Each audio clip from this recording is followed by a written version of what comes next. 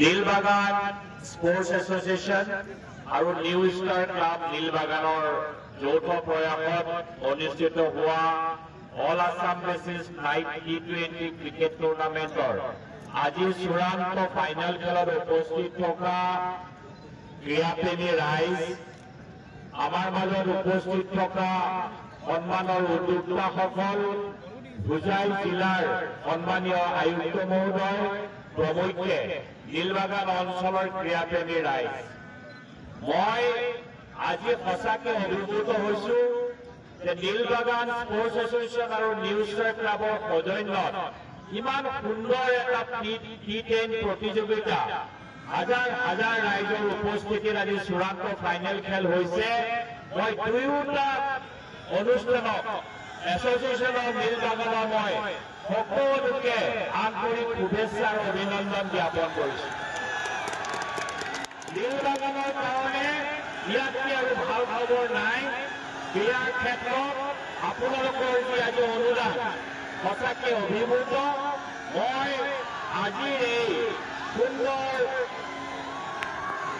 সুন্দৰ পৰিৱেশত নীলবাগানবাসী ৰাইজক নতুন বছৰৰ আন্তৰিক শুভেচ্ছা আৰু অভিনন্দন জ্ঞাপন কৰিম। আৰু ক্ৰীড়াপ্ৰেমী নীলবাগানবাসী ৰাইজক মই আজি এই নৱবৰ্ষত এটাই কথা কলো যে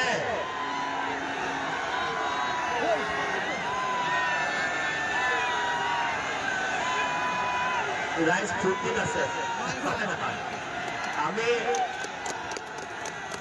নীলবাগানবাসী ৰাইজক আজি ব্ৰহ্মপুৰ সমষ্টিৰ বিধায়ক হিচাপে আপোনালোকক এটা কথা মই কৈ গলো, ব্ৰহ্মপুৰত আমি মধ্য অসমৰ সকলোতকৈ ধুনীয়া ক্ৰিকেট ষ্টেডিয়ামখন বনাইছো আৰু অসম ক্ৰিকেট সন্থাৰ লগত আমি ব্ৰহ্মপুৰত ক্ৰিকেট একাডেমী এখন বনাইছো। আজি নীলবাগান ক্ৰীড়া সন্থা আৰু নিউ ষ্টাৰ ক্লাবক আজিয়ে মই আমন্ত্ৰণ জনাই গৈছো।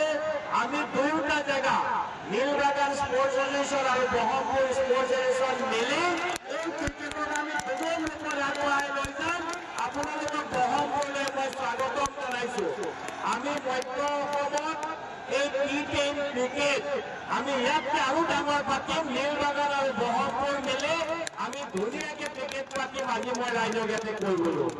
ৰাইজ ধন্যবাদ জনাইছো। প্ৰত্যেকজন খেলুৱৈকে মই আন্তৰিক অভিনন্দন জনাইছো। মই আশা কৰিছো এই বছৰ ইমান ধুনীয়াকৈ হৈছে। অলপ আগত আমাৰ ডিচি সাহেবে ইয়াত বহি থাকোঁতে কৈছে ইমান ধুনীয়া আয়োজন মই নিজে ভবা নাছিলো যে হৈছে। এইটো ইণ্টাৰনেশ্যনেল খেলৰ নিচিনাকৈ আয়োজন কৰিছে। উদ্যোক্তাসকলক মই আকৌ এবাৰ ধন্যবাদ জনাইছো। এইবাৰ আহিছো, অহাবাৰো আহিম আৰু অহাবাৰ ব্ৰহ্মপুৰ সমষ্টিৰ ব্ৰহ্মপুৰ এছ'চিয়েশ্যনে আপোনালোকৰ লগত থাকিব।